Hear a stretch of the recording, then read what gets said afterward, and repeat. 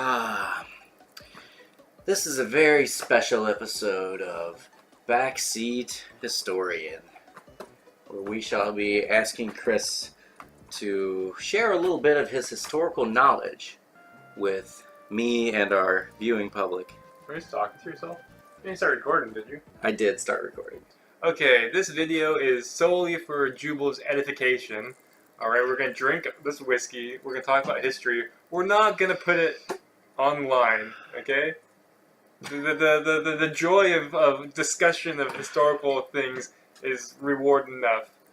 And, you know, I'm going to be very self-conscious because then if, God forbid, someone actually watches the video, which no one will, but if someone were to just, like, freakishly find it, and just, like, I'd just be drunk talking about history and, like, saying wrong things, I'm sure. Like, the gist of it's going to be correct. Don't worry about that. Nobody's fact-checking you here. Dude, I know, but I just can't. My heart would break. And what do I care about facts? We are in a post-fact world. Yeah. The sweet flavor of makers. Not bad. It's like when archaeologists find this tape, like, you know, millennia from now, they'll be like, wow, 21st century dudes really like Maker's Mark. That wouldn't be wrong. Are you playing a game while we're talking? Yeah. What's wrong with that? Well, we're having a discussion. I want to be heard, okay? Okay. You never listen in this relationship. I'm sorry, what was that? Okay, I wanted to ask you a few questions about history. I thought we were going to get, like, a little sloshed. Like, sloshed? Yeah. Fuck, alright. I mean, I'm not against it. Say it. Drink up. Say it, Chango Hewa. I'll put a little subtitle across the screen on what that means. So, I have chosen 5 different historical or quasi-historical. Quasi-historical figures from history, and I want to get your take. And so what I'm hoping for is for you to dig deep into the wealth of knowledge you have, and the wealth of lore, and the wealth of BS, and the wealth of bullshit contained up in that noggin of yours,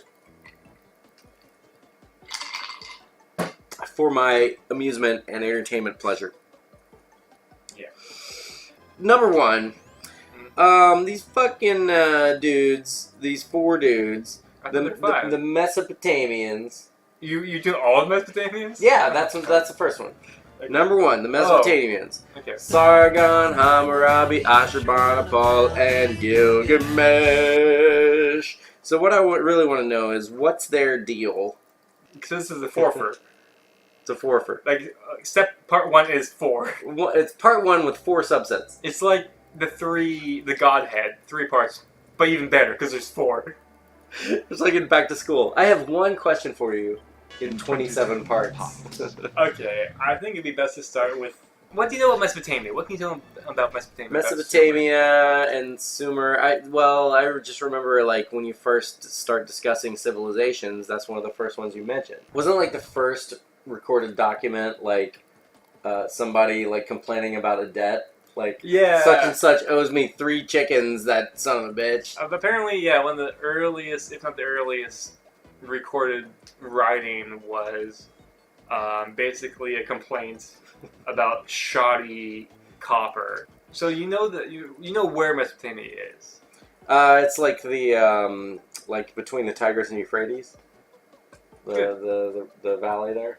Yeah. Let's go to Gilgamesh. What the fuck did Gilgamesh do? Okay, let's go to Gilgamesh. Like, Gilgamesh was the heroic and legendary king of Ur, or Uruk. I've seen like pictures of like ancient rudimentary like drawings of Gilgamesh. Well, I mean, like Ishtar's Gate in Babylon is like emblematic of the style of the time. It's just, I can't really explain it that well, but it's usually, you know, people holding spears and those lions with wings. Yeah, like, that's what I'm thinking guarding the gates. Yeah, Mm-hmm. I mean, there's famous demonstrations of this at the British Museum, which they pilfer from their conquest. Hashtag give back the Elgin marbles. Hashtag pilfer. Hashtag museum debate. Okay, I'm going off tangent real quick, but fine. you know, we have all these historical treasures in London from their vast empire. Yeah, the Rosetta Stone from all over the world. The Rosetta Stone, Hammurabi's Code, right? I was going to ask you about that. Hammurabi's Code. So the debate amongst museum curators and lay people like myself is it best to expatriate all these goods to their original homelands or keep them in one repository? Like, there's something to be said for, like, being able to go one place and seeing the wealth of human history. It's have you been to the British Museum? Yeah. It's fantastic. It's life altering. Yeah. It's mind blowing. Yeah.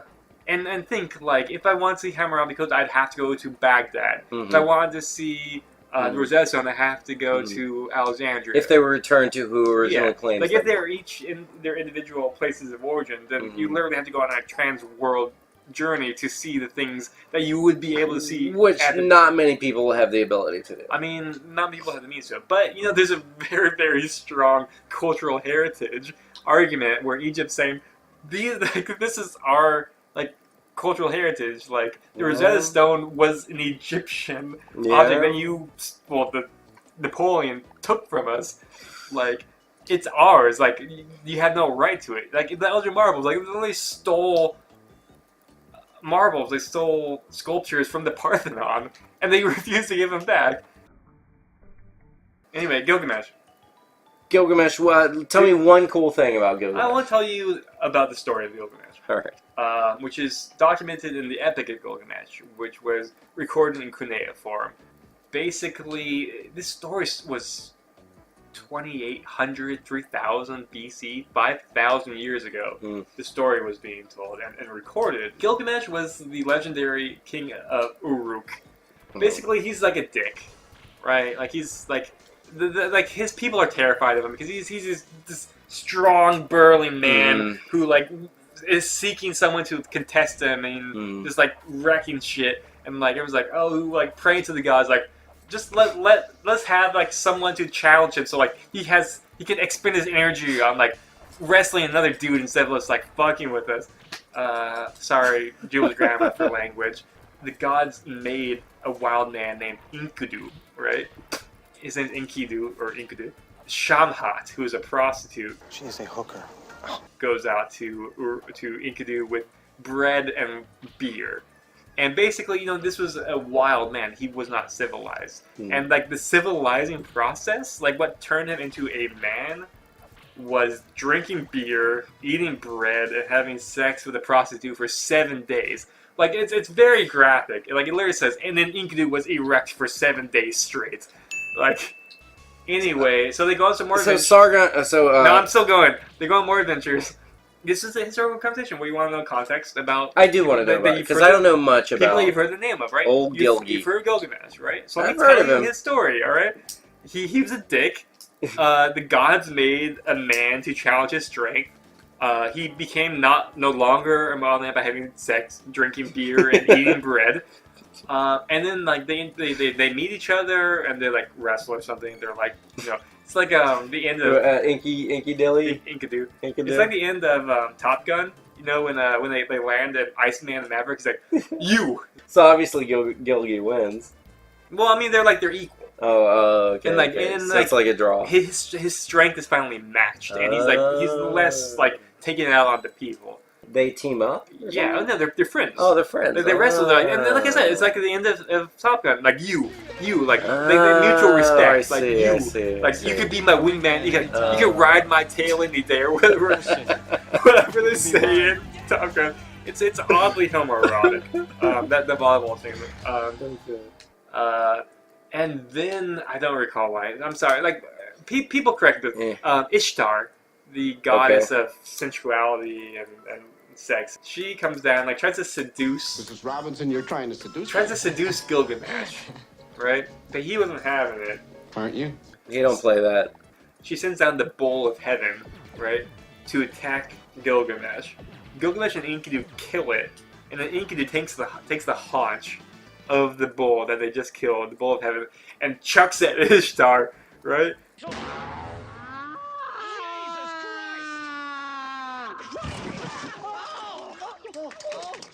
And she's like, oh, hell no, like, you kill, like, you rebuke me, you kill the bowl of heaven, you literally throw its leg at me.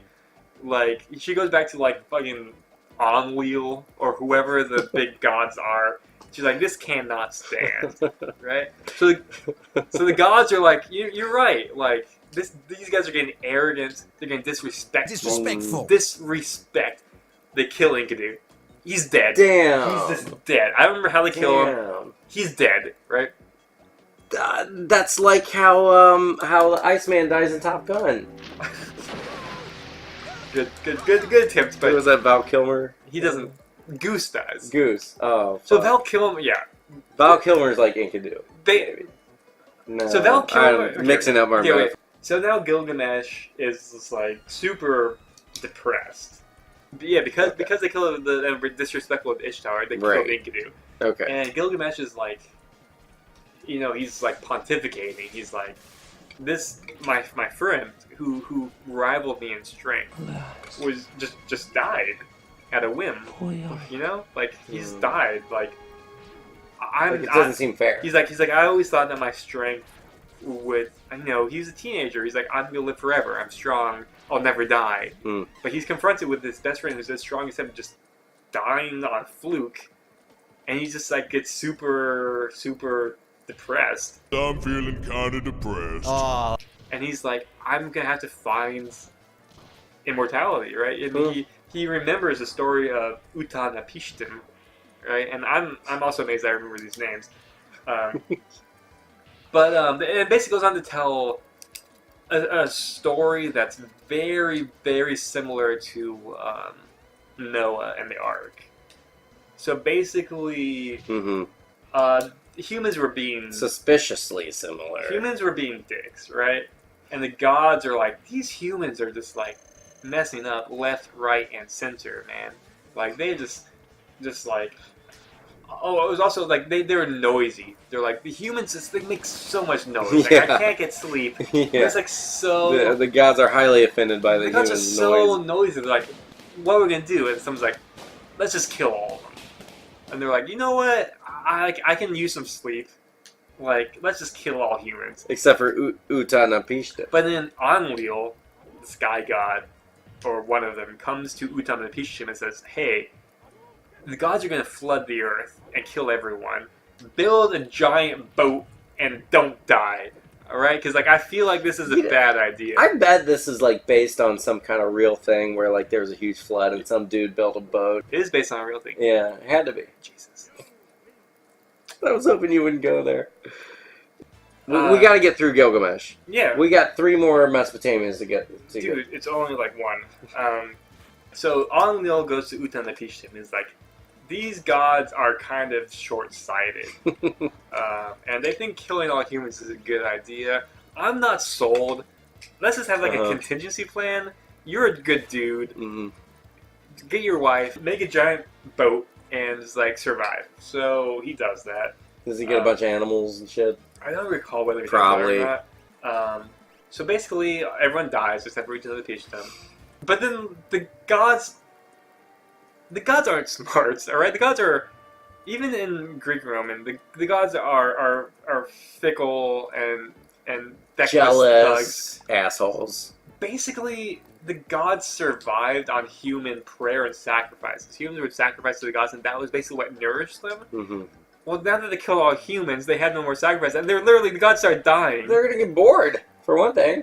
No, they literally. They don't have humans to entertain They're them. literally dying. Like because they don't have to sacrifice them. The humans sacrificing to them is what nourishes them, and they no longer have that. They're like, we fucked up, guys. Like this is a horrible idea. Like some gods. What were we thinking? Jeez. Yeah, and like Sumerian afterlife is just like eating dust. You're gonna eat my dust. I'm eating my own dust. Anyway. So Enlil's like, haha, you guys were idiots, but like, I got this guy Utanapishtim. So in thanks for him being alive, they make him immortal, right? Utanapishtim. So good old Uta. Gilgamesh knows the story, right? So he's like, I'm gonna go to Utanapishtim and find the secrets of immortality. And then he finds Utanapishtim. Gilgamesh is like, I want to live forever. Tell me the secret. And then Gilgamesh is like, well, you know, sleep is like the little brother of death, right? If you have the strength to not sleep for 7 days, like you'll be on the right track. And Gilgamesh is like, oh, that's a good idea. And he tries and he falls asleep immediately. Just hilarious. And then he wakes up and the prince is like, you didn't do it. But there's like some like seaweed at the bottom of the ocean which could help. My memory is vague. Anyway, Gilgamesh doesn't find immortality, right? He realizes he cannot live forever, right? And he comes back to Uruk as a king. And this journey instilled him with wisdom, knowing his own limitations, knowing that he's mortal, knowing that time is ephemeral, and that, you know, it's not just like being a dick to his people that will make him happy. It's like leaving something that will benefit people, right? So the story ends with Gilgamesh talking with a foreigner, saying like, "Hey, like, welcome to Uruk. Like, I'm not gonna live forever, but like, look at the works I've done to say, look at the walls of Uruk. Like, this will be how I live on forever." So it's basically Gaze upon my works, ye mighty. and despair, but not that. More of like, you know, I will live on forever in my work. And you know, this story was written 5,000 years ago.